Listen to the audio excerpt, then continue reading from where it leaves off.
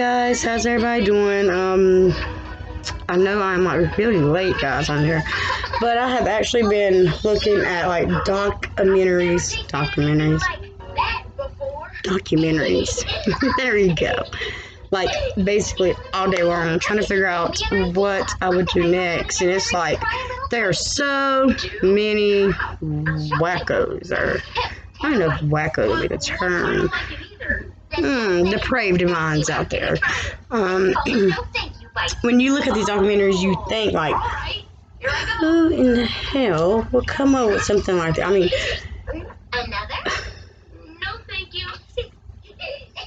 no, just use your noggin, I guess, and try to think. But some of the things that these people do to their fellow human beings is so distant, I could say, or just so. Guys, I just don't know. I can't even describe it. Veronica cannot describe it, but it's just like who would ever think of these things? Like a ride around torture chamber to kidnap your victims in and to torture them to death. Who would think of doing something like that? Or, you know, the fact that, what was that one documentary? It was called Unseen. It's on Tuba TV. Because I'm cheap and, you know, not a Netflix person, so I got Tuba. Which they awesome, a whole lot of awesome documentaries they do. But on this one, it's called Unseen, and I forgot his name. But this dude, like, had all these women he had killed in his upstairs apartment. It was like I think like a 3-story house, and a 3 apartment like house. Well, it was a house, guys, but you know, it was put into like apartments, I think, something like that. I forgot his name, and it's like on the tip of my tongue. But they found 17? I want to say 11, between 17. So I have looked at so many documentaries, guys. I'm probably going to get a lot of this fixed up. But I think it's between like 11 or 17 women that they found. No skeletons. Well, found the remains. And this dude was so chalant, and you know, he just had a huge fucking ego, guys. Huge. That he had no emotions whatsoever. Like a lot of these killers in these cases, they don't show emotion. It's like the only one that ever showed emotion that I could say is Eileen Wuornos, and she was like very angry, very angry. She gave the judge the middle finger. It was like, yeah, okay. But I know a lot of these killers do not show emotions whatsoever. They're like stonic. Like, just look in there. Just no emotion whatsoever. No tears. No nothing. It's like, dude, where's your... I mean, I know you wasn't born like this. What happened? What could have happened to cause you to go down this path that was so tragic and so desolate? You know, what happened in their childhood, maybe, that caused them to go down the path of murder, that turned them into the cold-blooded murderer that they are today? You know, and then it gets you thinking, like, maybe the dude in the grocery store beside me is a serial killer and I just don't know it. You know, you're looking around like, buddy, I don't know about you, but... Because, you know, really, a serial killer does not have a specific look, a specific race, a specific, you know, gender. They do not discriminate. Let's just put it that way. Because usually they will always say it's a white man. I'll tell them, no, buddy. No. Because the serial killer I was telling you about at first, he was African American, and there are plenty of them out there, you know, that's African American, that is, Hispanic, that's Chinese, you know, there's a lot of them out there, guys, because I have looked at them. So, you know, that's just like a stereotypical thing to say whenever they just place a blame on one specific race when it's not one specific race whatsoever. You know, anyways, all races. Hold on a minute, guys. I got company. I shall return. Alright, guys, I'm back. But, yeah. like I was saying, what depraved mind could ever think of something so I mean, I don't know, guys. It's just, it baffles my mind.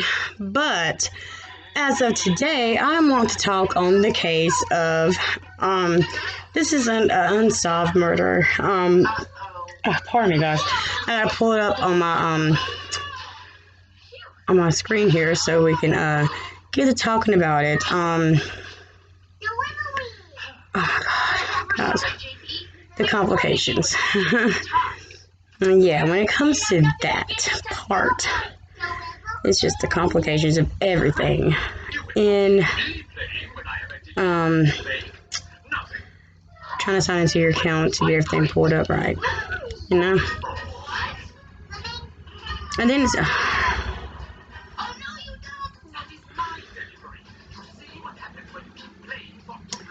well, okay, guys, we are in here now. I'm thinking, I'm hoping, but I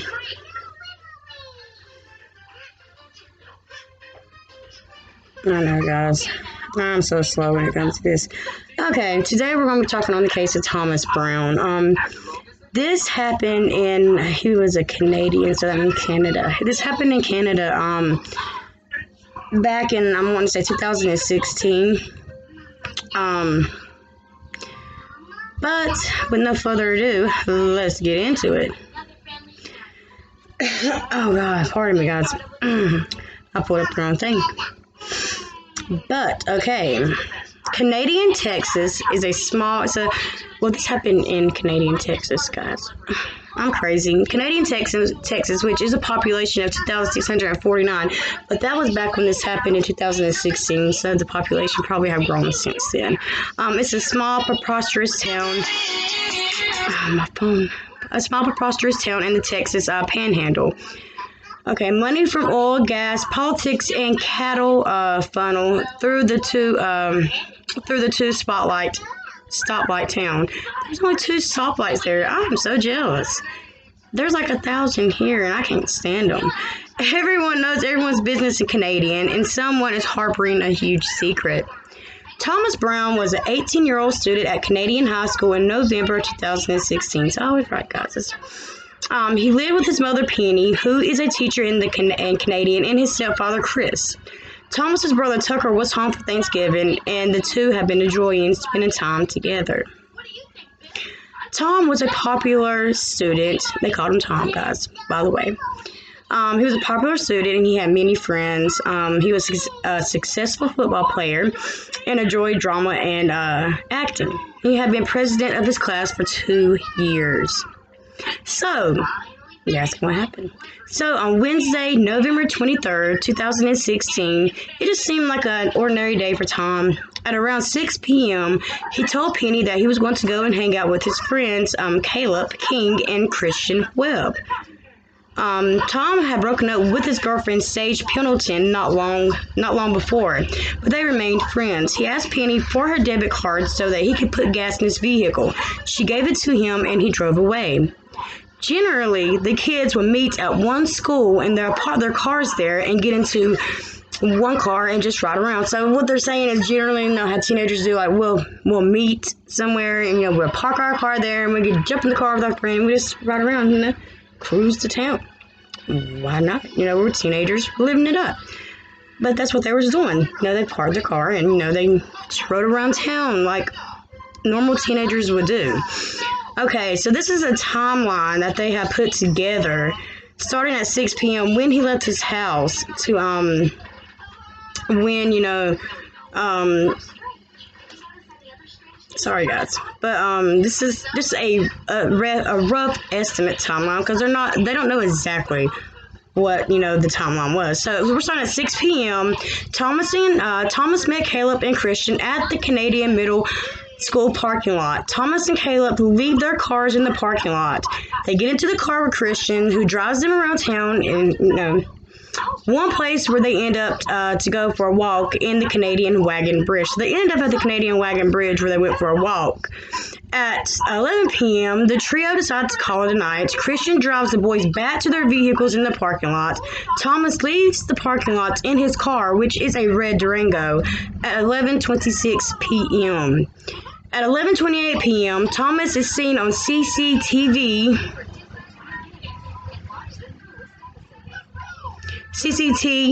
pulling up at Frank Oil and Canadian.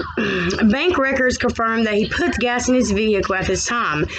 Then Thomas went to Frank's Oils and Gas. There are just where there are just gas pumps, no attendants, no convenience store, Penny said, and that surveillance footage will later show him pumping gas into his car.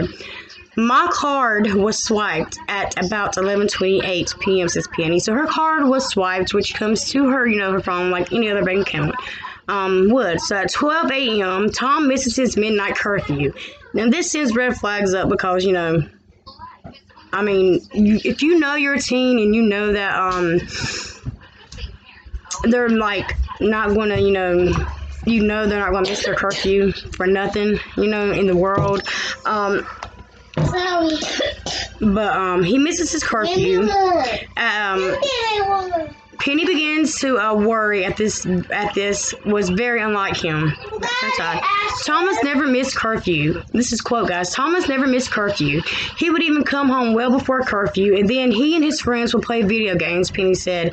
She begins to try to get in contact with him. A text from Tucker was delivered to Tom's phone at this time, but it was not read.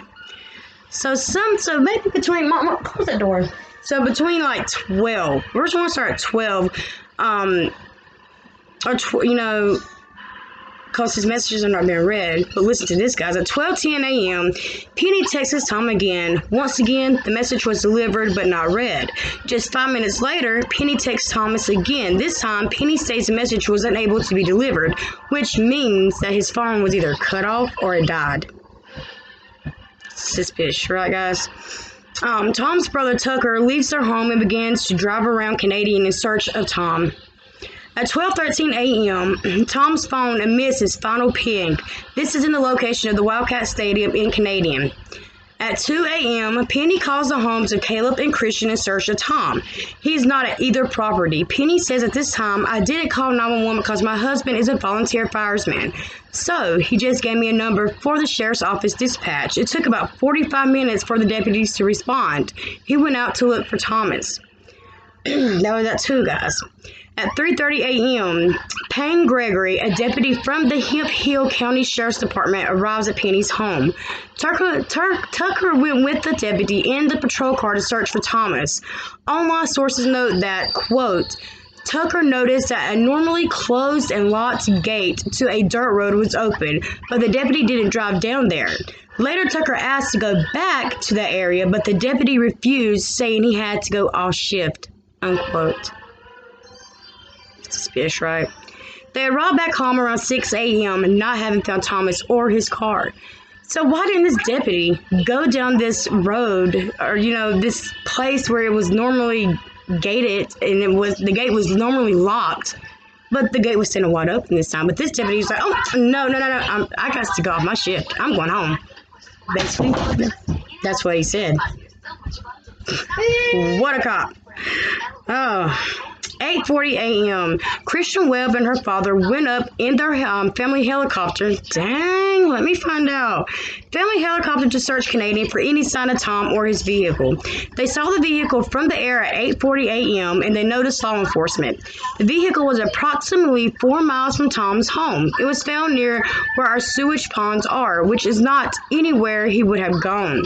Penny told Dateline of the car's location. Penny added that Thomas's phone, laptop, backpack, and keys were all missing from the car, though the chargers were still there. There was no sign of Tom near the vehicle. Bloodhounds later tracked his scent to the Canadian River, about a mile east of where his vehicle was found. The trail stopped when they got to the marsh area of the river.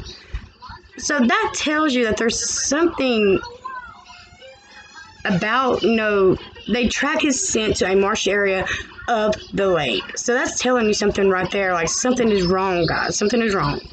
It later emerged that between 1:30 a.m. and between 6 a.m., a truck matching the description of Tom's vehicle was spotted on CCTV at numerous locations around Canadian.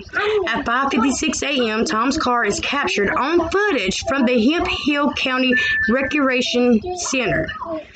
It turns off U.S. Route 60, which is North 2nd Street, and heads east on 6th Street. It enters the wastewater area, drives up a small hill, parks in a remote area on the downside of the hill, underneath trees, about 500 yards from the Oasis Cove apartment complex. This is where the car was found abandoned. So I guess normally he don't go to this apartment complex, so they're like, why in the hell is his car here? You know, why is his car even spotted on any kind of CCTV footage whenever he's not behind the wheel of this car? Because obviously he's not answering on his texts. He's not. His phone is basically off. Suspicious for real, right? Yeah, that's what. Yeah. The search for Tom began immediately after he disappeared. From dawn on November 24th, people were looking for him. The first break in the case came when Tom's friend Christian Webb and her father spotted his vehicle from the air while doing a helicopter search of Canadian. The truck had been abandoned on a dirt road that leads to a water treatment facility. A window was down and the doors were unlocked. Who leave their doors unlocked and their window down at night? Nobody. Quote, no sign of a conflict, an assault, an abduction, nothing. Nothing to suggest of that, said Hemphill County Sheriff's Chief Deputy Brent Clamped, however you say his name. A search of the vehicle showed that none of Thomas's personal belongings were in the car. What was found in the car was very interesting, though. A blood droplet, an empty .25 caliber bullet casing, and a debit card belonging to Tom's friend, Michael Castell. Someone had urinated on the ground outside the vehicle. So, guys, a debit card not belonging to Tom's mother is not found. It's the debit card belonging to one of his friends, Michael. And they also find a .25 caliber bullet casing and a blood droplet. So what is that scream, guys? Yeah, that's what I thought too. Something is not right. Y'all need to do like a Bobo or a Bolo. My bad, Bobo. But Bolo, like immediately, like this person is in danger or something. That's what they needed to do, because whenever you find a bullet casing and some blood in somebody's debit card that is not the person's that is in the supposed to be in that car. Yeah, that's what I thought. The search by police of the vehicle was very short, which was led to questions about how thorough it was. Listen to this, guys. The vehicle was returned to Penny on the same day it was found, guys. They were supposed to take his vehicle, impound it, and thoroughly search his vehicle, spray it with luminol and all this. They didn't do none of that. They returned it to his mother the same day that it was found. I don't know about y'all, but this is screaming, like, this is just like irking me. This police force is irking me. Okay, no forensic testing was undertaken on the vehicle, but the bullet casing and the blood had been removed. Oh, wow, what a thorough search he did. In the days and weeks after Tom disappeared, the water treatment plant where his vehicle was found was drained. The nearby 63-acre Lake Marvin was surveyed with a sonar. The Canadian River was searched into Oklahoma. Every search came up empty. In a curious move, Sheriff Nathaniel Lewis asked Penny for Tom's phone passcode.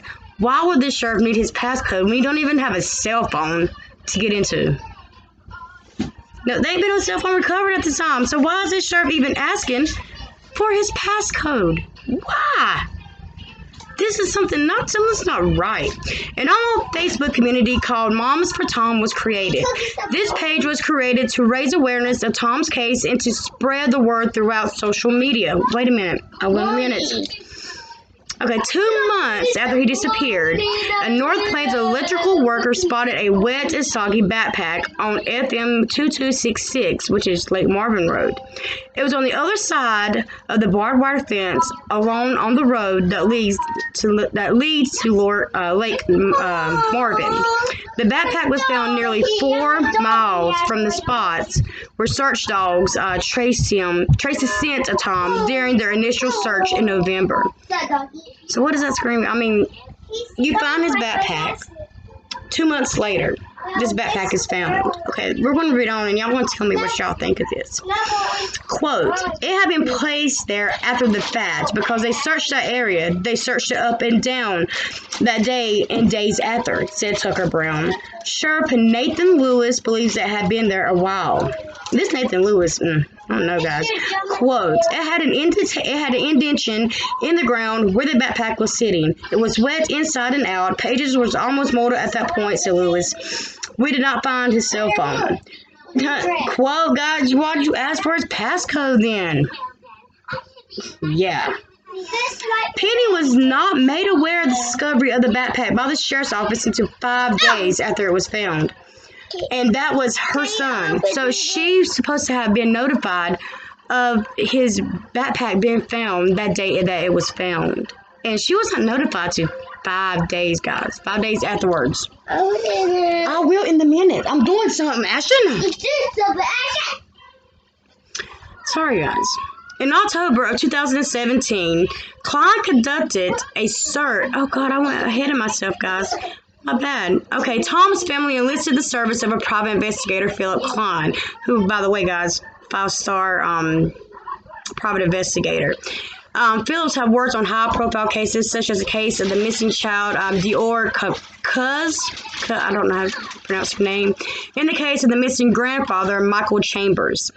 In October of 2017, Klein conducted a search around Lake Marvin Road, near where Tom's backpack was found. On October 14th, 2007, a gun holster was found. During this search, a cell phone was also found. Guys, how did I don't even want to get started on this. The lady who found the phone took the photo of it and later told Penny that the phone she found was rose gold. Thomas's phone was plain gold. Penny has never seen the phone that was recovered. That, according to the Hemphill County Sheriff, the phone that is now to this day still at the crime lab is Tom's. She knows her son's cell phone. Guys, I don't know. Okay. Penny does not believe this. Could this suspicion have something to do with why Nathan Lewis asked for Tom's phone passcode before a phone was found? I believe so. I'm going to put it out there because that's what I believe. And you're not going to change my mind on that. Okay. Following the months of conflict between the sheriff's office and the Brown family, on January 26, 2018, Sheriff Nathan Lewis put in a formal request to the Texas Attorney General's office. He asked that they take over the official investigation into Tom's disappearance. Penny had created a petition on change.org with the following mission, quote, to leave no stone unturned and to bring to bear every resource the state of Texas has to solve the case of Thomas Brown. The petition reads, we respectfully request Hemphill County Attorney Kyle Miller and or Hemphill County Sheriff Nathan Lewis to turn the investigation and subsequent I can never pronounce that word. Prosecution, if warrants, over to the Texas Attorney General's office, and let's use our tax dollars to find Thomas rather than be an adversity of his family, unquote. I agree with her on that one. The petition received over 10,000 signatures, and the case was turned over to the Texas Attorney General in February 2018. On January 9, 2019, human remains were discovered in the area near Lake Marvin Road. The Texas Attorney General's office and the Texas Rangers responded. Following forensic testing on January 16th, the remains were identified to be that of Thomas Brown. So how did they overlook this, guys? How? Oh my God, this is just sad. The remains were found in an area that had yet to be searched by Klein investigations. That area had been flown by helicopters. The south part of the area had been run by our guys, by Trey Sargent and her dog, said Klein. They had run to the south side of the area, but he had not gotten to the north side yet. So it wasn't a matter of missing by law enforcement or us at all. It was just a matter of that area having been searched. So why was this area not searched?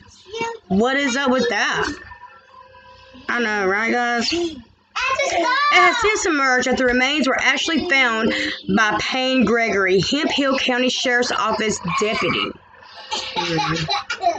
According to the Unfound podcast group, Gregory found the remains while he had been searching for deer antlers while in Hemphill County time. You have seen Gregory's name before. He was the one who took Tom's brother out to search on the night that Tom went missing. So the question is, why the hell was this sheriff out looking for deer antlers near that area? I mean, ain't he supposed to be working? That part. Okay. It's hard to put into words just how unprofessional and shady the conduct of the Hemphill County Sheriff's Office had been in relation to the disappearance and death of Thomas Brown. I will admit to list these occurrences here in chronological order. Please contact our Facebook page if you have anything you think needs to be added.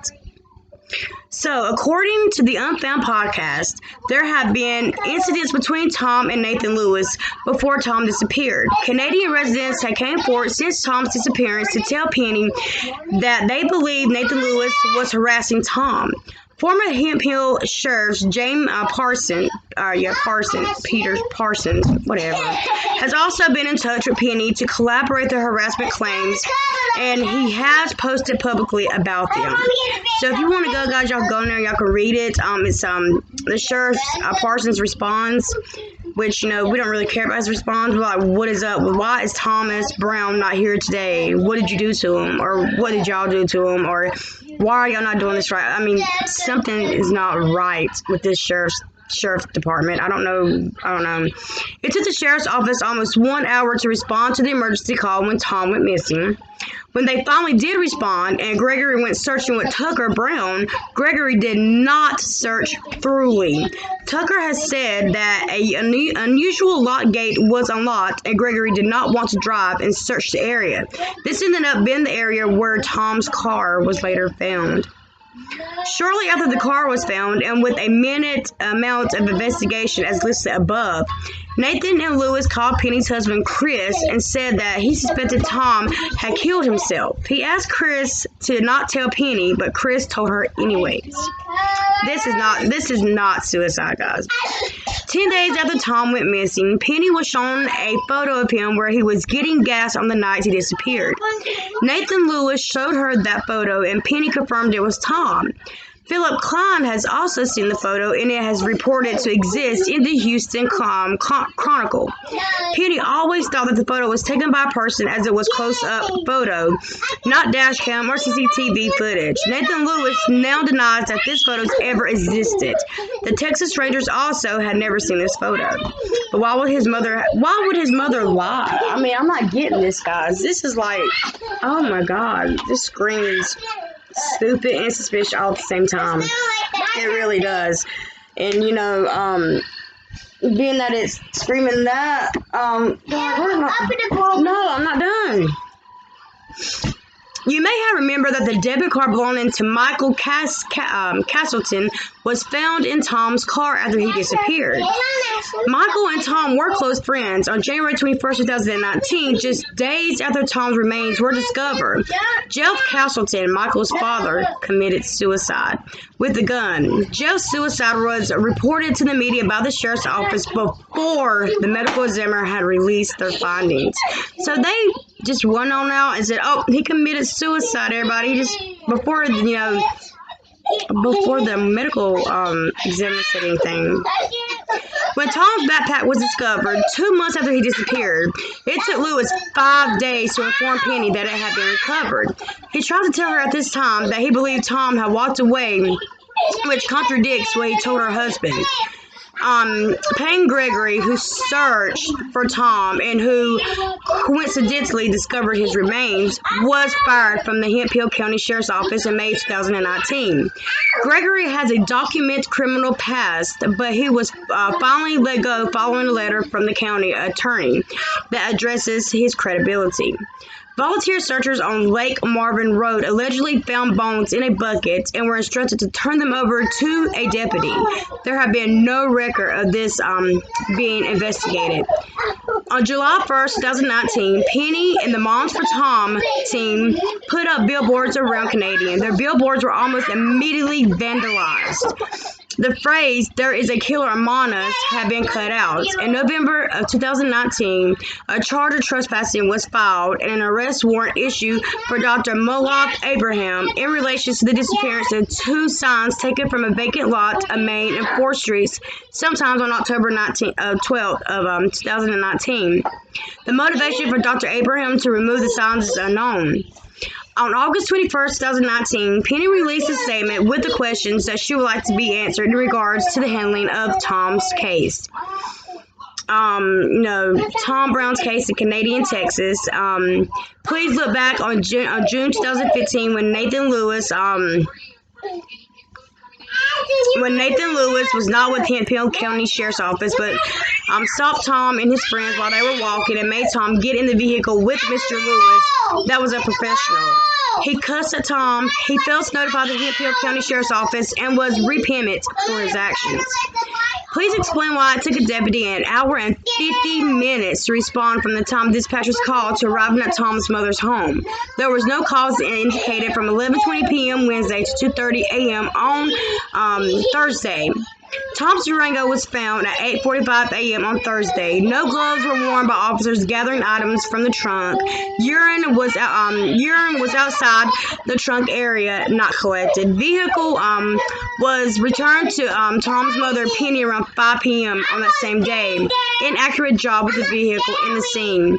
Nathan Lewis told family members that Tom was gay and ran off with older men. Nathan Lewis told the family it was suicide. No evidence to back none of these two theories up. None at all. Tom was a good kid, and Lewis knew this was not normal behavior for Tom. Why didn't Lewis call in the Texas Rangers Thursday morning when the Durango was found? The Texas Rangers have more resources. What training did Nathan Lewis have prior to November 2016? Deputy Payne Gregory explained why he was looking for deer antlers on county time, taxpayers' money, and on federal land when he found Tom's remains. Hunting for deer antlers on federal land, is that legal? Deer did not shed antlers in Canadian Texas until March and April of this year. Yes, normally it's January. Normally is January, February, but due to the mild winter, it was later. It was confirmed on January 15, 2019, that the remains that Gregory found were Tom's. Why did Lewis and Gregory deny volunteers and the private investigator access to searching the area where Tom's remains were found? Where is the photo that Lewis showed Penny of Tom pumping gas? It disappeared. The death of Mr. Castleton, an elementary teacher, on January 21st, 2019. Please have someone else investigate this other than what Lewis and Gregory did. Lewis reported to the media on that it was suicide. With investigators into this work, why didn't he call in the Texas Rangers to investigate his death? Mr. Castleton's son was very good friends with Tom, and Lewis knew that. And I never seen a suicide he reported so quickly to the media. At least a professional and incompetent before medical examiner results. What is the status of the case that the DA handled? Both Gregory and Lewis were being investigated by the Texas Rangers. These are just questions that his mom wants answered. It said in August 2019, the Texas Attorney General's office announced that it was suspending the investigation into the death of Tom Brown. They said all evidence had been analyzed and no ruling into Tom's cause of death could be made. Throughout the investigation, evidence has been discovered and obtained by various agencies and thoroughly analyzed. There is no valuable evidence that would lead a reasonable person to conclude that foul play led to the death of Thomas Kelly Brown. This included evidence related to the manner of death, cause of death, or evidence of a specific suspect. Office of Texas General said.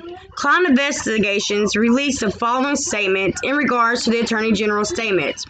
Guys, y'all can go read that if y'all want. It's so in November 2019, Nathan Lewis resigned from his post at the Hemphill County Sheriff's Department. So, guys, this screams like total suspicion on, the Sheriff's Department's part and all. But let me know what y'all think in the comment section below. Anyways, so remember, subscribe to my channel, hit that like button, guys. Get me going. Remember, love is love. Be kind, stay beautiful, and always put God first. I'm out.